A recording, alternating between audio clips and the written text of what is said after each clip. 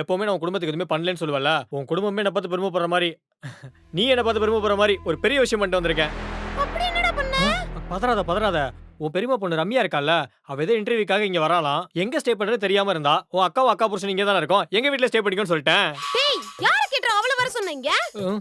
உன் தங்கச்சில அதான் சொன்னேன். ஏய், அவ என் தங்கச்சி தான். ஆனா எங்க அம்மாவும் அவங்க அம்மாவும் சண்டை போட்டு பேசிக்கிட்டு 3 வருஷம் ஆச்சு. அதனால தான் நம்ம கல்யாணத்துக்கு கூட அவங்க குடும்பத்துல இருந்து யாருமே வரல. தெரியுமா உனக்கு? ஆனா நான் பாத்திருக்கேனே, நீயும் ரம்யாவும் ஈருடல் ஓர் உயிர் மாதிரி பின்னி பணஞ்சு பாசமா இருப்பீங்களே. இருந்தோம். ஆனா இப்ப இல்ல. எங்க அம்மாவே அவங்க அம்மா கிட்ட பேசுறதுல நான் அவகிட்ட பேசிடுவேனா? ஆடு பகை குட்டி வருவோ.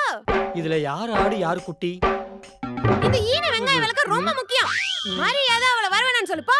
ஏய், அது எப்படி நான் சொல்ல முடியும்? எனக்கு ஒரு வகையில அவ முறை பொண்ணுதான். நான் சொன்னா தப்பாயிடாது. ஓஹோ, உனக்கு ஏன் குடும்பமான முக்கியம் இல்ல. நீ சொன்ன வார்த்தை தான் இப்ப முக்கியம் இல்ல? அப்படி இல்லப்பா. வேற எப்படி? ஆமா, உன் நம்பர் அவகிட்ட இல்ல, அவ நம்பரும் உன்கிட்ட இல்ல.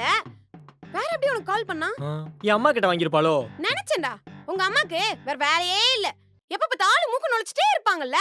ஒருவேளை அவளை இன்டர்வியூன்ற பேர்ல இங்க வர வச்சு, அவ வலையில உன்னை விழ வச்சு, இடையில என்ன வெட்டி விட்டு உனக்கும் அவளுக்கும் கல்யாணம் பண்ணி பேசி முடிக்கலாம்னு ஒருவேளை பிளான் பண்ணிருப்பாங்களோ? இது உங்க அம்மா மட்டும் போட்ட ஸ்கெட்சா இல்ல நீயும் சேர்ந்து? உன் குடும்பத்துல நீ மட்டும் தான் இப்படியா, இல்ல உன் குடும்பமே இப்படியா? சரி சரி முறைக்காத. ஒரு முறை பொண்ணை கட்டிட்டு படாத பாடுபடுறேன், இதுல இன்னொரு முறை பொண்ணு வேறயா?